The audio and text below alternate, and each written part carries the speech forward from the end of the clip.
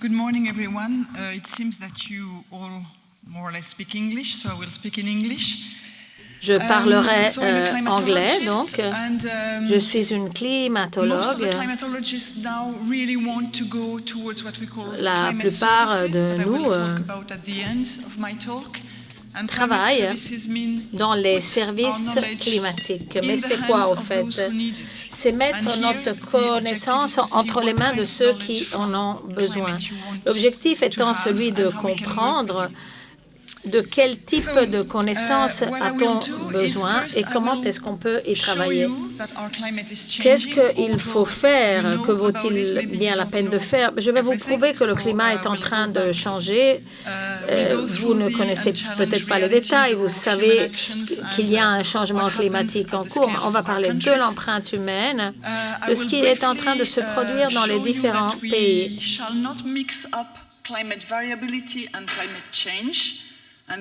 Je vous montrerai qu'il ne faut pas confondre la variabilité climatique avec le changement climatique. C'est une erreur que l'on commet au fait tous les jours. Par exemple, en été, il nous arrive d'avoir une période, une semaine froide, et alors on se dit, ah ben tiens, le climat n'est pas en train de changer. Et non, ça c'est la variabilité climatique. Puis après, on va se pencher sur l'agriculture, sur quel est l'avenir, ou plutôt les avenirs de notre agriculture, car il y a différents scénarios possibles. Et puis, on verra comment pouvoir œuvrer ensemble et coopérer. Voilà. Dans ce graphique, vous voyez que depuis 1850 plutôt, l'évolution de la température au niveau global. Donc, les changements annuels en termes de température. Et donc, la différence qu'il existe entre une période entre 1860 et 1900 va être le point, le laps de temps sur lequel on s'est penché pour le changement. Vous voyez que la température est en train d'augmenter sans cesse depuis le début du XXe siècle. Aujourd'hui, la température a augmenté d'ores et déjà d'1 degré Celsius à partir de la fin du XIXe siècle. Donc, la température a d'ores et déjà augmenté d'1 degré. Et d'après les rapports qu'on nous a fait remonter, c'est que l'objectif vise une augmentation maximale de 2 degrés.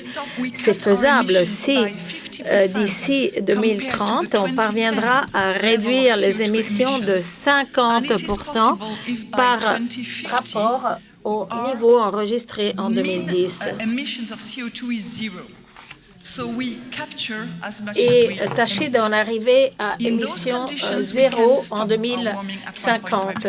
C'est-à-dire que les émissions soient vraiment très faibles, et surtout pour ce qui a trait au gaz carbonique. À partir de l'an 2000, comme vous l'avez remarqué, il y a eu une montée en flèche et de climat chaud qu'on n'avait jamais vécu auparavant. C'est une chose dont nous sommes d'ores et déjà conscients. Le réchauffement a une augmentation de plus 0,2 grades Celsius par décennie. La chose la plus intéressante ici, c'est que, et c'est très intéressant pour les agriculteurs, c'est que les saisons, vous voyez, c'est la saison du plus grand réchauffement. Mais cela change d'un pays à l'autre. Et il y en a qui sont davantage frappés. Donc, pour l'Australie, c'est mars, avril, mai. C'est cette période pendant laquelle on a l'augmentation de température la plus élevée. Dans la Méditerranée, c'est l'été. l'été qui est la période la plus chaude, mais qui ne cesse d'augmenter cette chaleur. Mais l'hiver aussi, vous savez, dans certaines régions de l'Europe, on a fini par vivre des hivers très chauds, contrairement aux hivers rigides que l'on connaissait autrefois. Et le printemps aussi s'est réchauffé. Réchauffement se passe différemment, évidemment, suivant les différents pays, comme je le disais, ce qui a des retombées sur l'agriculture. Mais on ne se base pas que sur les températures pour mener nos évaluations sur les changements climatiques, la température de l'air aussi. Il y a d'autres types de tests que l'on mène. Alors, en tant que physicien, il faut que l'on se penche sur les différentes manifestations du réchauffement climatique et voir comment elles se produisent et quels sont les effets concrets qu'elles entraînent. Pour ce qui est du volume des glaciers, par exemple, leur masse est en train de s'amoindrir. Les glaciers sont en train de fondre dans le monde entier. Et pour ce qui est des couvertures en neige, la neige se fond de plus en plus. Il y a des retombées même d'un point de vue de l'hydroélectricité, de l'irrigation. Et pour en venir maintenant à la température de la Terre, il y a aussi la vapeur d'eau. Bien, plus chaud, plus l'air est chaud et plus il y aura de vapeur d'eau. Et cela a des retombées sur l'intensité des pluies. Il y a davantage de vapeur d'eau, il y a davantage d'eau qui va tomber et donc les chutes seront bien plus importantes. Les précipitations pluvieuses sont donc bien plus intenses qu'il y a une centaine d'années. Donc, cette pluviosité ne cessera de s'accroître à moins qu'on mette un terme aux émissions. Et pour revenir maintenant à la chaleur des océans, les 700 premiers mètres de profondeur finissent par emmagasiner 90% de l'énergie excédente qui frappe notre climat. Et le maire finit par l'englober et il la conserve quelque part. Et même si on arrivait à stopper les émissions, les océans quand même dégageraient cette énergie supplémentaire qu'ils ont réussi à englober. Donc, si on rallie toutes ces données, cela nous mène à la conscience réelle que le changement climatique est une véritable réalité. Alors, si vous aviez un réchauffement uniforme, lent, on a le temps de s'adapter, 1 degré en plus. Alors, j'ai l'habitude de dire à mes étudiants, s'il fait plus froid de 5 degrés, ça veut dire le maximum pour les glaciers. Cela signifie en fait, en 100 mètres en dessous du niveau de la mer et dans la mer Méditerranée, je ne sais pas si vous avez, donc, vous connaissez un endroit qui se trouve donc à 70 mètres en dessous de la mer. Eh bien, en fait, dans la Méditerranée, cet endroit se trouvait au-dessus du niveau de la mer. On avait des pingouins et même on avait une épaisseur de glacier qui était de vraiment quelques mètres d'épaisseur. Et là, c'était juste 5 degrés plus froid. Eh bien, vous comprenez aussi qu'on ne saura pas ce qu'on aura si la température change de 5 degrés. Alors, c'est les manifestations justement de la nature qui sont importantes. Et en plus, il y a aussi des facteurs extrêmes qui se sont déjà produits, mais qui ne sont pas liés au changement climatique. Par exemple, des précipitations intenses que j'ai déjà citées, c'est justement parce que l'atmosphère contient plus de vapeur d'eau. Alors, beaucoup plus d'eau dans les précipitations. Et puis, la sécheresse dans les zones de la Méditerranée et en Afrique ont augmenté. Et encore la sécheresse en Australie et aussi dans les Amériques du Nord aussi. Et puis aussi, donc, on ne peut pas toujours attribuer tout événement au changement de climat. Il y a des choses, justement, qui changent. Alors, les nuits donc froides ont augmenté. Mais alors, tous des problèmes, pas seulement pour la santé des hommes, mais aussi pour les produits. Alors, comment est-ce qu'on peut alors attribuer ce changement à l'action humaine, à l'action de l'homme? Parce qu'il y a ceux qui viennent chez moi et me disent « Ok, tu nous as convaincus, il y a des changements climatiques, mais pourquoi l'homme est responsable de tout cela ?» Alors, pour être capable d'attribuer justement ces événements au changement climatique, il faut justement bien cibler nos observations. On a juste une planète, donc il faut faire confiance aux modèles, au mieux aux représentations de la réalité. Les mêmes modèles qu'on utilise par exemple pour la météo. Le même type d'outils, d'instruments qui représentent ou mieux qui mettent ensemble toutes les connaissances dont on dispose pour voir comment fonctionne le climat. Alors avec ces outils, on peut justement travailler sur les éruptions volcaniques, l'activité solaire. Eh bien, avec tout ça, on peut créer une sorte de planète virtuelle et on voit quelle est l'action de l'homme. Eh bien, la plus grande action de l'homme, c'est l'émission de CO2. Alors, ce que nous avons ici se rapporte donc au XXe siècle. En bleu, vous avez donc la planète qui, disons, la planète sans action humaine. En rose, vous avez donc la planète avec l'augmentation des CO2. Il n'y a pas de doute d'ailleurs que lorsqu'il y a l'action humaine qui intervient, et vous connaissez bien sûr tout ce qu'il y a derrière, nous savons que les climats se réchauffent. Les climats ne changent pas sans action humaine. Et alors, à la rigueur, il pourrait même se refroidir, donc, parce que, alors, la période il y a 6000 ans, c'était la période la plus chaude. Eh bien, normalement, on devrait rentrer maintenant dans l'ère glaciale.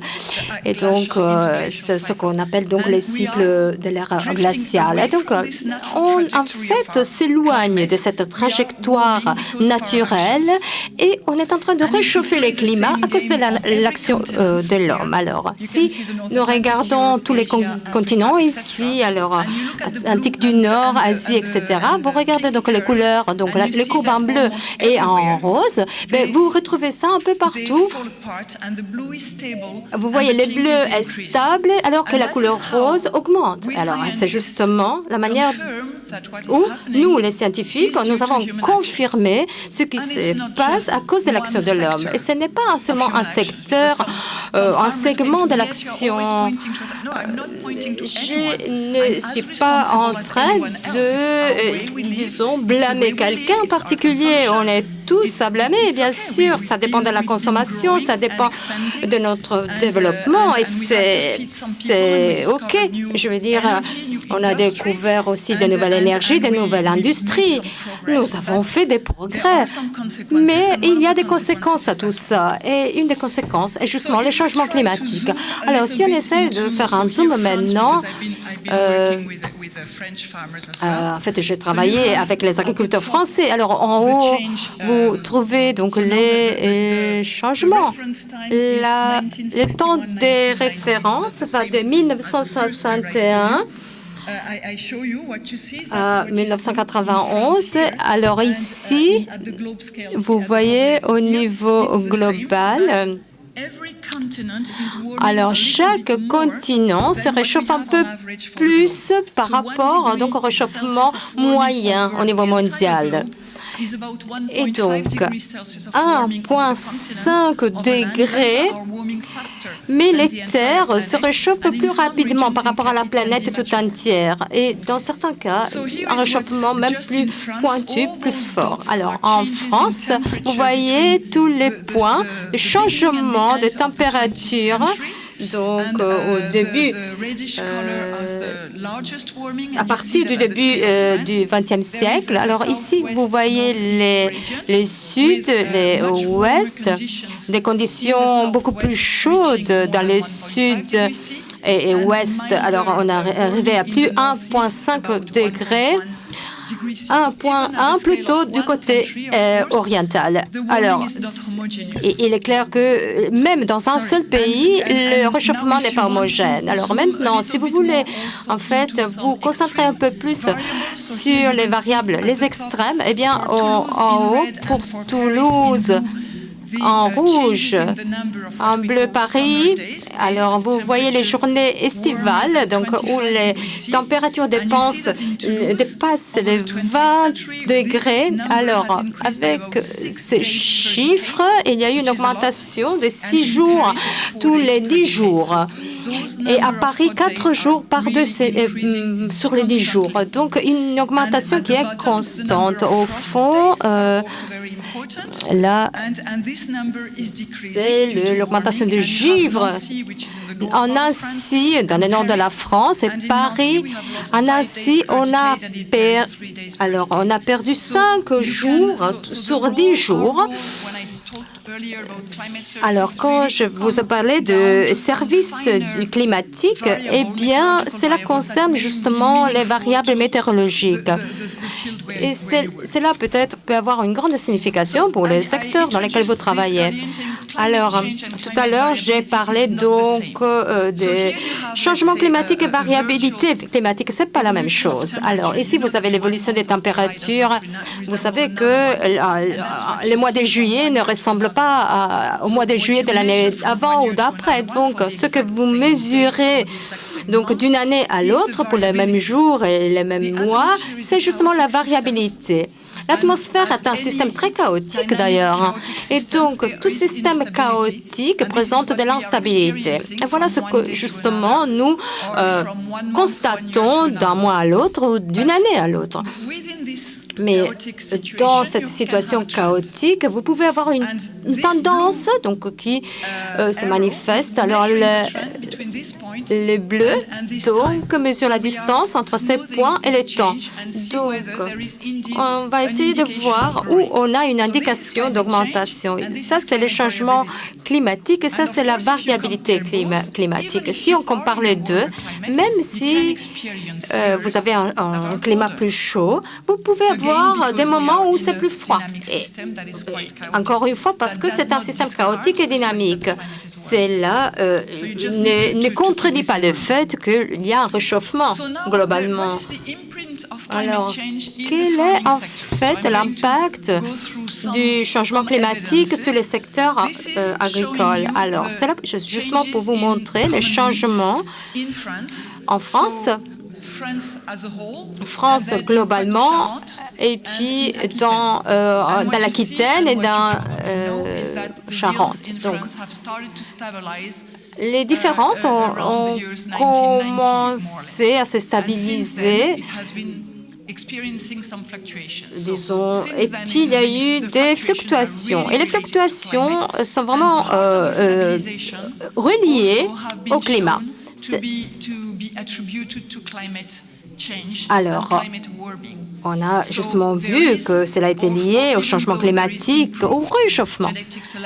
Et il y a eu une amélioration de la sélection génétique, on a vu qu'il y a eu des progrès dans l'agriculture, mais le climat peut imposer des limites dans les différentes possibilités d'amélioration de rendement.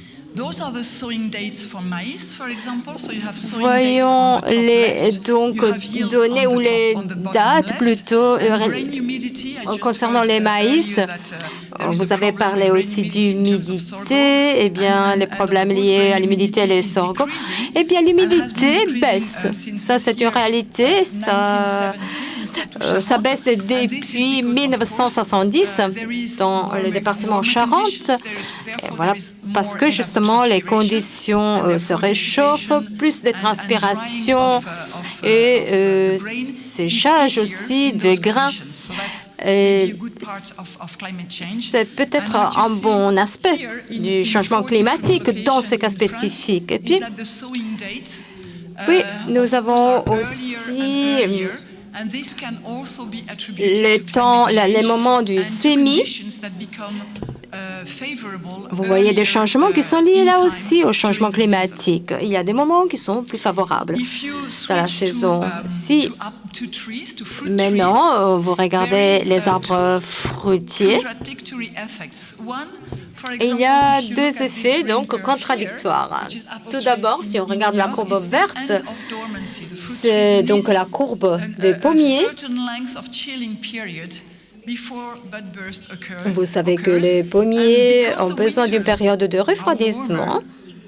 Et comme nos hivers sont plus chauds maintenant, la fin de la période dormante est reportée plus tard. Et donc, la période de floraison aussi est anticipée. Par conséquent, la physiologie des pommiers est en train de se contredire, car ces deux indicateurs se rapprochent finalement.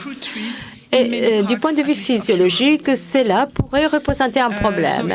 Même chose dans d'autres zones européennes. Même chose pour la poire Williams, il y a des changements dans la floraison. Et pour terminer, un dernier exemple qui concerne donc les vignobles. Alors, la date de récolte se rapproche. Alors, je vous rappelle que la récolte se faisait en septembre quand j'étais petite. Et maintenant, on l'a fait en août. Donc, un mois plus tôt dans pas mal de zones du monde. Et puis, la teneur en sucre a augmenté dans pratiquement tous les types de vignes. Cela donc est causé par une augmentation de transpiration, donc une plus grande teneur en sucre et donc pas mal de variétés de vignes qui changent. Voici alors les degrés par décennie.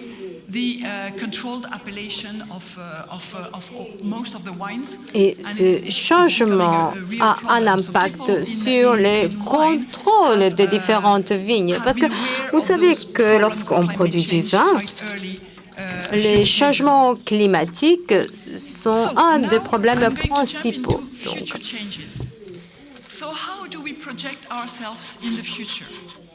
comment pouvons-nous alors se projeter vers l'avenir? Et il y a énormément de gens qui travaillent sur cela. Alors, tout d'abord, on a pris pour acquis des changements démographiques. On a travaillé avec donc des démographes pour comprendre quelle sera la situation à l'avenir. Et puis, on a travaillé aussi sur les choix au niveau de la société. Mais il y a également d'autres projections qui nous montrent comment nos choix vont changer. Alors, si dans 50 ans, par exemple, on va tous devenir des végétariens, c'est une possibilité. On explore ce parcours. Et puis, il y a d'autres choix aussi, les progrès technologiques.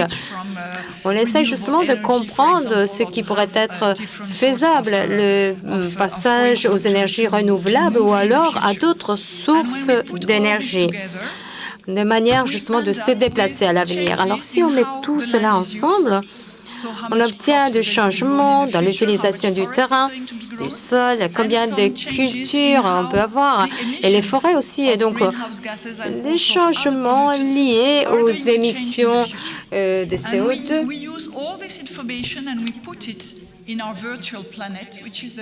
On a pris toutes ces informations, on les a intégrées dans notre planète virtuelle. C'est en fait la base de notre modèle. Et il y a toute une série de scénarios possibles qui sont étudiés. Dans ce cas, je vous ai démontré les résultats pour 4 scénarios différents. L'extrême est celui en rouge, qui est, si vous voulez, le plus raisonnable. Ou alors, en bleu, par contre, celui qui est un ami de l'environnement. Alors, en bleu, on est plus ou moins au niveau que nous avons atteint aujourd'hui. Et on se rend compte que ce sera impossible de rester à ce niveau-là.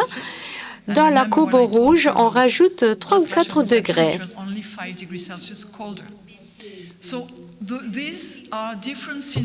Alors que, comme j'ai dit, il faudrait avoir 5 degrés en moins plutôt. 5 ou 6 degrés Celsius.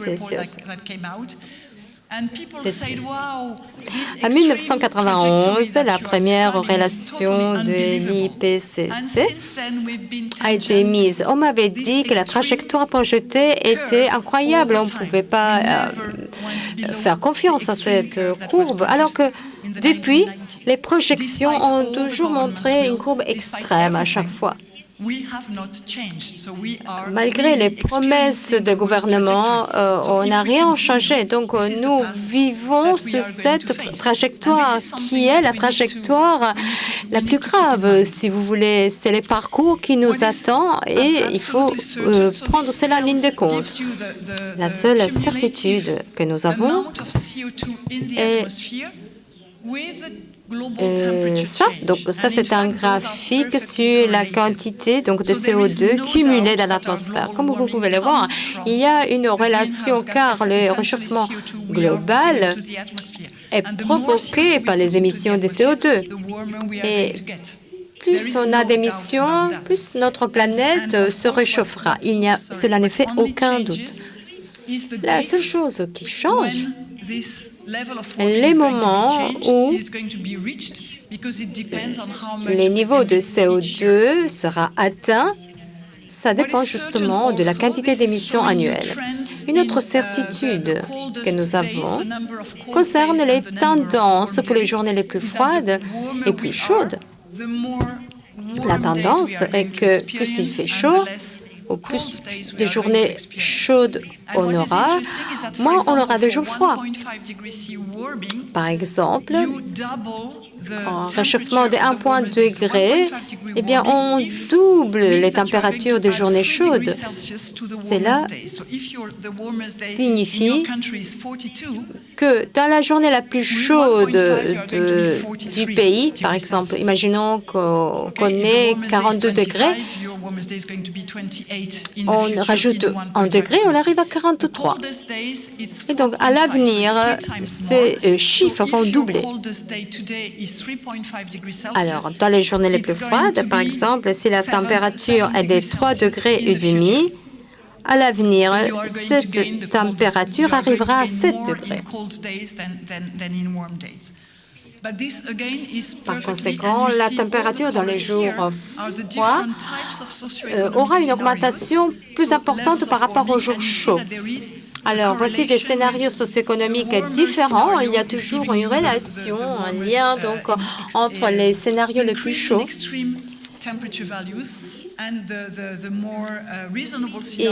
et une augmentation des températures extrêmes chaudes. Donc, changement extrême en termes des chiffres, des températures. Donc, la même chose se produit pour des conditions d'humidité extrêmes. Voici les précipitations pour 5 jours de pluie d'affilée. Si nous avons 5 jours d'affilée de pluie, la quantité globale de pluie sera nettement supérieure dans un monde plus chaud par rapport à celui dans lequel nous vivons actuellement. Et la quantité de pluie, la quantité de précipitations sera encore plus intense dans le monde plus chaud où nous vivrons à l'avenir. Ces phénomènes sont systématiques. Nous allons maintenant nous concentrer sur l'Europe. Regardons un peu les scénarios estivales et d'hiver. Alors, premier changement en température, deuxième changement en température extrême. Ensuite, on a les températures moyennes et les températures extrêmes saisonnières. Comme vous pouvez le voir, les changements en termes de températures extrêmes sont supérieurs par rapport au changement des moyennes saisonnières. Voici donc les éléments les plus importants à retenir, parce que c'est justement ça qui a un impact sur les comportements humains et sur l'activité végétale. Il en va de même pour les précipitations. Et lorsqu'on parle justement de précipitations, en hiver, les simulations nous montrent une augmentation des précipitations en hiver, avec des valeurs supérieures, et la zone près de la Méditerranée souffrira d'une baisse de précipitations en hiver. Ensuite, il y aura des précipitations extrêmes et intenses en été. Le changement climatique est fortement lié à localisation du climatologue. Donc, voici un exemple d'un article qui a apparu dans une revue scientifique française qui nous montre comment le climat va changer en France. Donc à Paris, on donne pour sûr, pour acquis, que d'ici la fin de ce siècle, on aura le climat qu'on a à Toulouse, alors qu'à Toulouse, on aura le climat de Barcelone. Et donc, à la fin de ce siècle climatique, comme j'ai dit, ce jeu est fort utile pour comprendre justement les changements. Cela nous montre à quel point les climats des pays du Nord changent. Alors, si nous voulons savoir ce qu'il faut semer à l'avenir, il faut voir quelles sont les cultures cultivées dans les pays et dans les régions. Toutes ces informations appliquées aux services climatiques, météorologiques, du point de vue d'un climatologue, sont des informations, des services pour estimer et qualifier les climats passés, présents et futurs, mais également la vulnérabilité des activités économiques sur l'environnement, les changements climatiques, parce que le changement climatique est exploité pour tout. C'est une sorte de bouc émissaire, au final. Il est vrai qu'il y a certainement des choses qui sont provoquées, causées par le changement climatique, mais s'il y a une maison qui est abattue par la pluie ou renversée, ça dépend aussi de l'endroit où on bâtit les maisons. Si on met du béton dans des endroits où il ne faudrait pas bâtir, même sans changement climatique, on ne peut pas, blâmer ou dire que la faute est du changement climatique. Donc, il est important d'estimer la vulnérabilité des lieux et des cultures, de telle manière à pouvoir comprendre les aspects climatiques pouvant endommager davantage et quels sont les investissements à effectuer vers le climat ou vers d'autres actions, par exemple. On veut se concentrer dans les zones où on peut obtenir de meilleurs résultats et fournir des éléments pour construire des mesures de mitigation ou plutôt d'adaptation, adéquation. Je pense que dans la prochaine décennie, on parlera souvent de ces thèmes. J'ai lu cet article.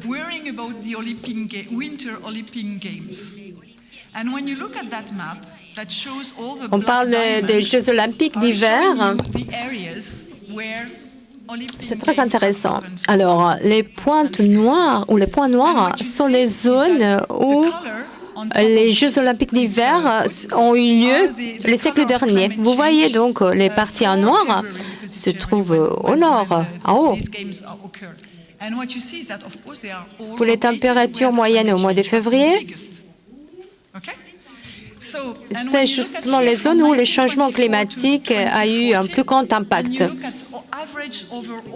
Et c'est là depuis 1924 à 2014. De 1924 à 1960, il y a eu une augmentation de 0,4 et puis on est passé à 3,1 et jusqu'à 2014, 7,8 degrés. Donc une augmentation énorme depuis un siècle et c'est quelque chose qui est inquiétant, justement.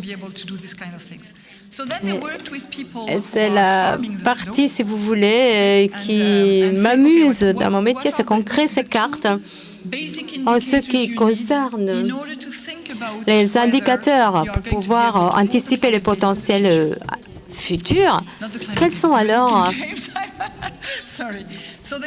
les zones où on pourra tenir les Jeux olympiques à l'avenir? On a besoin d'une température en dessous des 0 degrés, notamment d'avoir au moins une trentaine de centimètres de neige. Au cas, il peut s'agir même de neige artificielle, éventuellement. Et si l'on prend en considération toutes les villes, vous voyez qu'il y a une répartition sur 4, là, en vert fiable, d'un point de vue climatique, rouge pas du tout. Orange, c'est quelque peu risqué. Sur la gauche, vous voyez, si l'on parvient à se situer au-dessous du degré et demi de réchauffement, l'indicateur se fixe à 8,5 ici. Vous le voyez, l'RCP. Et il nous montre quelle est la tendance prévue en termes vraiment d'évolution de réchauffement climatique. Voyons voir maintenant Grenoble. Bien, cette ville ne pourra pas accueillir les JO à la fin du siècle. Il en sera de même pour Sochi.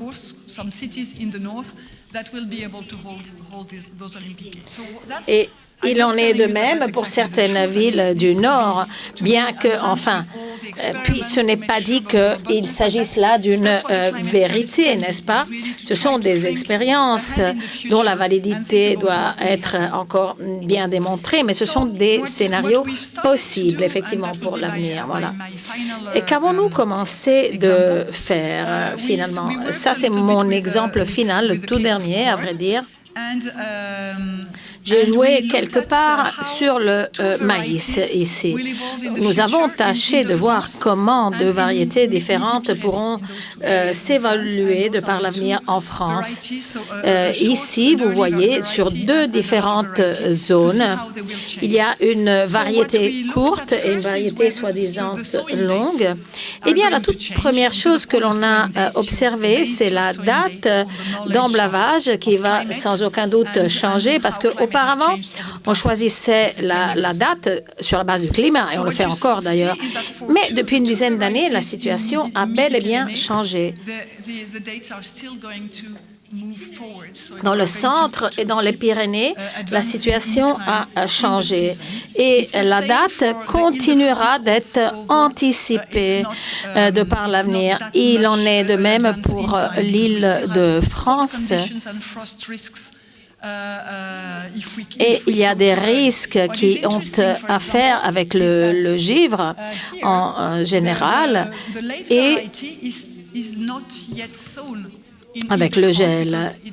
Ici, vous voyez sur le tableau les différentes répartitions suivant les variétés.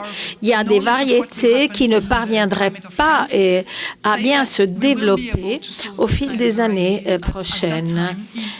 Les variétés quelque peu plus tardives. Mais enfin, il paraît que dans cette région de la France, on parviendra quand même à cultiver certaines variétés de par l'avenir. Ce qui reste stable, finalement, c'est que la sécheresse et voué probablement à augmenter. Ici, apparemment, il n'y a pas de variation importante entre émergence et maturité. Pour en venir maintenant aux Pyrénées, le laps de temps du cycle phénologique du maïs est destiné à se restreindre. Et si l'on songe au stress climatique qui va frapper les plantes de par l'avenir, sur des laps de temps, des fenêtres de temps spécifiques, vous pouvez voir que la température est vouée à en arriver au-dessus des 35 degrés lors de la phase de bourgeonnement. La partie en gris foncé, c'est ce qu'on aura vers la fin du siècle. Comme vous pouvez le voir, elle figure pour toutes les variétés. Mais à chaque fois, il y a une augmentation du risque par rapport à la température, c'est-à-dire que pas mal de journées pourraient dépasser considérablement les 35 degrés, ce qui pourrait frapper l'agriculture dans les Pyrénées. Donc, il pourrait y avoir un laps de temps assez prolongé où la température sera trop élevée pendant trop longtemps. Voilà, et elle dépassera donc les 35 degrés. Un autre indicateur, par exemple, dans la même fenêtre de temps, ici on a la fréquence. Là, la teneur d'humidité est trop faible dans le sol pour que les plantes puissent se développer de la manière la plus adéquate possible. On a donc les niveaux d'eau, aussi bien dans le Midi-Pyrénées que l'Île-de-France. Vous voyez ici les quantités d'eau qui augmenteront considérablement ou ne seront certes pas suffisantes. Donc, il faudra irriguer ces plantes. Donc, que pouvons-nous faire finalement? On va terminer. Avant d'en arriver aux questions, en termes de changement climatique, on en est déjà à 1 degré en plus par rapport à 1950. Cela a à faire avec les émissions de gaz carbonique, les températures extrêmes, les précipitations extrêmes continueront de nous frapper au fur et à mesure que le réchauffement procédera et les régions continentales ont bel et bien subi des changements considérables par rapport à la moyenne globale de la planète. Les changements climatiques ont tout aussi influencé l'agriculture sur la large échelle, mais on peut parvenir à anticiper quand même quelque chose. Pour le maïs, par exemple, on l'a illustré, l'ensemencement sera décalé un peu en avance et il sera possible de prévoir certaines variétés dans le nord de la France par rapport aux variétés actuelles et des températures, par contre, trop élevées pour être littéralement mortelles pour certaines de ces plantes, surtout à partir du moment où la sécheresse est vouée à s'attarder davantage. Donc, il faudra utiliser davantage d'eau, mais on ne sait pas si on l'aura, cette eau, car la disponibilité en eau et cette disponibilité est en train de changer elle aussi. Donc, merci, un grand merci pour votre attention. Merci beaucoup pour cette présentation. Yeah, English. I need to stick to English. Sorry. Up to you. Okay, so maybe I will ask the first question. It seems that je vais te poser la toute première question. Apparemment, ces impacts sur les cultures et le sorgho concernent bel et bien l'Europe aussi. Eh bien oui, ce matin, l'un d'entre vous nous a dit qu'il faudrait que l'on ait des projections de lieux où pouvoir effectivement emblaver le sorgho. Et le fait de pouvoir se doter de ces données climatiques, de ces changements, c'est certes très, très intéressant. On peut comparer les données climatiques et de voir quelles variétés cultiver suivant les changements climatiques. Mais c'est très intéressant ce que tu nous as montré pour la France, les différentes villes. Mais on pourrait le faire pour l'Europe tout entière. Pourquoi pas cette cartographie climatique, n'est-ce pas, et comprendre où le sorgho pourra être davantage compatible. Je vous remercie de cette présentation qui nous a très intéressés, qui nous a bien fait comprendre quelle est la situation finalement. Right? Variability is not the same as change, so I kept in mind that this is very important for me as a new concept. Mais c'est un concept très intéressant pour moi, c'est nouveau et intéressant. Alors, on a vu que la variabilité a augmenté au courant des dernières années. Et donc, on a entendu les agriculteurs et ils nous ont dit on aurait fait des choses de manière différente. Donc, la variabilité pour les agriculteurs est vraiment un problème. Et donc, comment est-ce qu'on peut anticiper alors la variabilité? Ça, c'est ma question. D'une année, de 2 années, justement pour pouvoir changer la manière de production. Voilà ma question.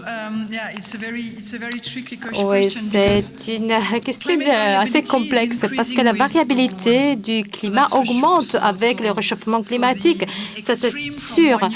Donc, et les extrêmes d'une année à l'autre peuvent justement changer et augmenter.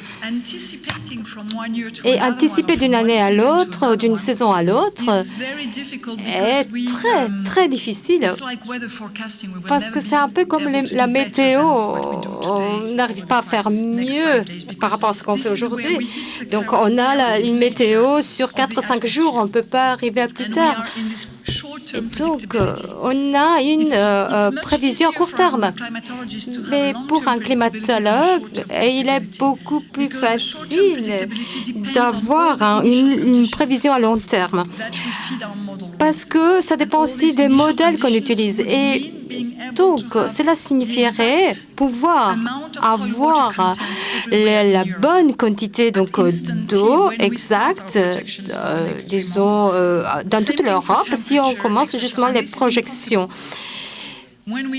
Mais si on a des projections à long terme, on a des limites, c'est-à-dire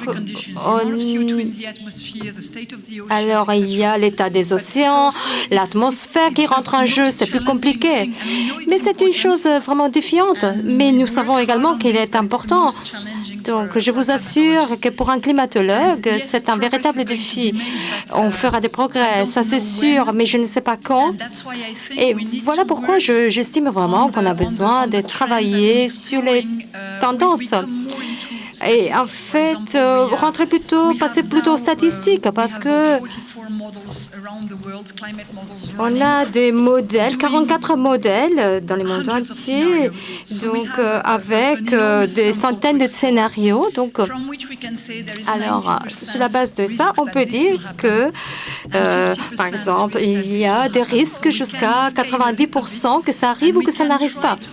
Donc, nous pouvons peut-être arriver à des choses plus sûres. Alors, lorsqu'on a des, disons, facteurs ou des éléments sûrs, on peut justement partir de là et passer aux choses plus incertaines. Donc, partir des choses sûres pour, disons, travailler et augmenter notre certitude. Je sais que c'est un peu compliqué, mais nous faisons vraiment de tout ce qu'on peut. Nous faisons le travail au mieux. Alors, merci beaucoup. Votre présentation a été vraiment excellente. Mais en même temps, ça m'a inquiété. Si on regarde ces chiffres du point de vue des agriculteurs, il y a énormément de choses qui se passent. Et je suis d'accord avec la question précédente. Alors, les modèles, la modélisation pourrait nous aider justement pour pouvoir mieux gérer les risques. Mais ma question est la suivante. Donc, le secteur des agriculteurs dit souvent nous faisons partie de la solution. Alors, qu'est-ce que vous, de votre point de vue, qu'est-ce que vous suggérez alors qu'on devrait faire Et quelles seraient les choses les plus efficaces? Juste pour l'Europe. Juste pour l'Europe. Est-ce que votre question concerne le type de culture? Non, mais plutôt comment est-ce que nous, on peut faire partie de la solution pour être sûr, justement, de ne pas trop avoir un effet sur l'augmentation, le changement climatique. Alors, quelle serait donc la manière la plus efficace pour l'agriculture de faire partie de la solution, faire partie de cette mitigation? Alors, je vais répartir ma réponse en deux. D'abord, c'est un jeu important parce qu'il y a plusieurs solutions pour le stockage. Alors, par exemple, au niveau des agriculteurs, par exemple, le nettoyage des sols de terrain.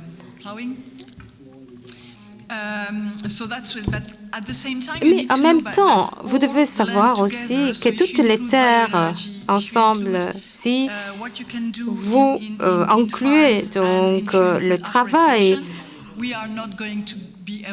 de votre agriculture, on ne peut pas dépasser 20% de stockage. Donc, 70% donc concernent les transports, notre manière de vivre. Donc toutes les attentes ne sont pas sur les épaules ou ne reviennent pas aux agriculteurs, même si nous savons que les agriculteurs peuvent stocker du carbone. Donc nous savons que c'est faisable, mais depuis la Deuxième Guerre mondiale, l'agriculture a fait en sorte de ne pas stocker du carbone.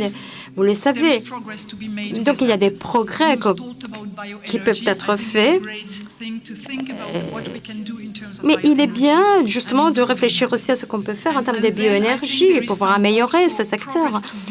Il y a des progrès qui peuvent être faits pour l'irrigation, pas à cause du changement climatique, mais parce que vous aurez moins d'eau. Alors, voici donc les choses principales sur lesquelles il faudrait travailler. Mais, disons, les côtés agriculteurs ne représentent que 10-20% du potentiel. Et toutes les terres ensemble, ça ne représente que 30%. Alors, si vous tous, vous faites tout ce que vous pouvez, et vous, en fait, faites votre travail au mieux, eh bien, ce sera déjà bien, mais c'est tout le monde qui doit être impliqué, justement.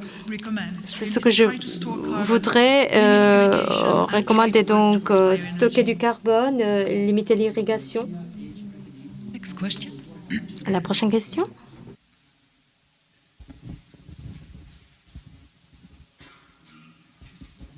Yes, Van Wissen. Thank you for your presentation. But then we are agriculturists.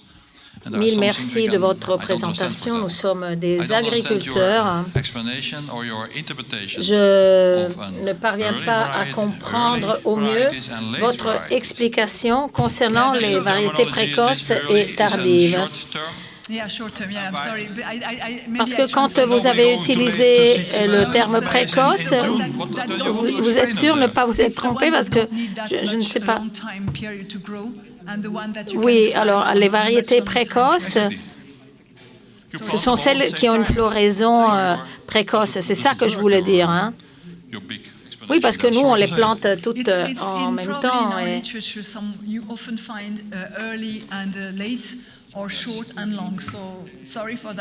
dans tous les livres de botanique, on trouve une distinction entre précoce et tardive. Enfin, peut-être que je me suis peut-être mal exprimée.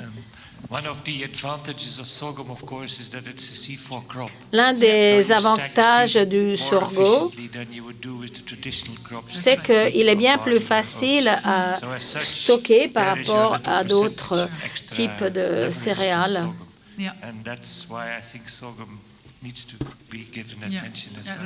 Et c'est pour cela que je pense que le sorgho devrait être encouragé davantage. J'aurais une question par rapport aux coopérations que l'on peut entamer. Les entomologues et d'autres figures scientifiques, s'agit-il de figures avec lesquelles coopérer? Ah ben oui, surtout pour les nuisibles, les différentes pathologies. Oui, on va le faire, d'entamer des coopérations de ce type-là. On ne va pas se concentrer que sur la physiologie de la plante. Il y a tout aussi les ravageurs et toute une série de thématiques qui s'y inscrivent. Les parasites s'adaptent très rapidement au changement climatique et bien plus rapidement que les plantes. Certainement, il est important de s'y pencher. Oui, vous avez tout à fait raison. Merci de me l'avoir demandé d'ailleurs.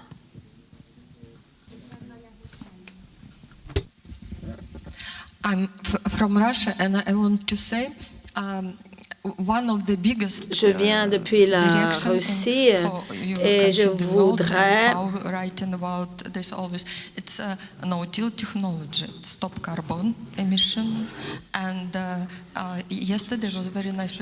vous dire qu'il vaudrait bien se concentrer sur le carbone, sur l'empreinte carbone et sur son abattement. On a entendu parler des modernes technologies de retention du carbone, comment parvenir à capturer le carbone. Parce que finalement, les agriculteurs ont toujours affaire avec des bêches et des binettes. C'est souvent de ça qu'ils parlent. Enfin, nos agriculteurs de même. Et donc, pourquoi sommes-nous ici? Eh bien, pour trouver de bonnes solutions, pour voir quelles sont les bonnes pratiques, pour dégager des pistes de réflexion. Le sorgho, d'ailleurs, nous aide considérablement dans la rotation culturelle chez nous, voilà. Je pense qu'on ne s'est pas suffisamment concentré sur la capture du carbone grâce à l'agriculture. Eh bien, d'un point de vue de l'agriculture, vous estimez que certaines régions seront moins frappées par les changements climatiques en cours dans les prochaines années, 30 années, la zone de la mer Noire, de l'Amérique du Sud, je ne peux pas vous dire lesquels le seront. Moins peut-être. C'est pas facile à dire. Hein. C'est ça votre question finalement. Oui. Il y aura des régions qui seront moins frappées. Ah oui, quelque part, oui, ce n'est pas un changement qui va être littéralement homogène. Donc, il y aura des zones qui seront moins frappées, d'autres qui le seront davantage. Je ne sais pas si vous vous rappelez de la diapo avec la carte concernant les JO d'hiver. Vous aurez pu voir que les zones au nord, aux altitudes les plus septentrionales, sont en train de se réchauffer davantage, de devenir plus humides, avec un degré de pluviosité accru, tandis que le sud devient de plus en plus aride et sec. Alors, on a affaire avec ces deux situations finalement. Et donc, il est possible de parvenir plus ou moins à calculer quelles seront les zones qui seront moins frappées de par le changement climatique. Oui, ça, c'est faisable à la rigueur. On peut mener une évaluation de ce type. Oui, ce n'est pas homogène du tout, au fait. Il y a une autre question, peut-être? Il n'y a plus de questions, tout est clair donc. Je voudrais vous remercier de votre présentation très intéressante mais préoccupante à la fois. Et j'ai une question à vous poser. On a vu le point de vue des cultivateurs, des entreprises agricoles, des exploitations, mais voyons voir maintenant les acheteurs. Il y a un débat dans les médias. On pousse toujours sur les véganes, les végétariens. Et si on se tournait vers ce type de régime, les végétariens, les végans, ne vaudrait-il pas la peine de se tourner sur une augmentation des cultures maraîchères, vivrières, et donc au lieu de manger un beefsteak, manger une bonne assiette de sorgho, pourquoi pas? Est-ce que cela pourrait nous ralentir le processus de changement climatique? Oui, c'est une observation intéressante. Il y a des études qui semblent avoir bel et bien emprunté cette direction. L'IPCC produira en août 2019 un autre rapport dans quelques mois finalement qui va répondre au mieux à ces problématiques de changement climatique et à leur relation entre culture et changement climatique. Si on réduisait la viande, on réduirait tout aussi les gaz nuisibles tels que la CO2. Si le nombre de têtes de bétail est élevé, cela réduirait l'eau consommée, la quantité de terre qui y est affectée et même la quantité d'énergie des entreprises de transformation. Donc cela pourrait contribuer à quelque chose de tout à fait positif, mais ce n'est pas évaluable au mieux, si vous voulez. Mais certaines études semblent d'ores et déjà viser cette solution, au fait. Et il en est de même par rapport à ce que je disais tout à l'heure. Si tous les agriculteurs utilisaient de bonnes pratiques, ça ne résoudrait pas totalement le problème, mais ça serait une toute petite pièce dans cette mosaïque du changement. Donc, je te remercie, mille merci encore une fois.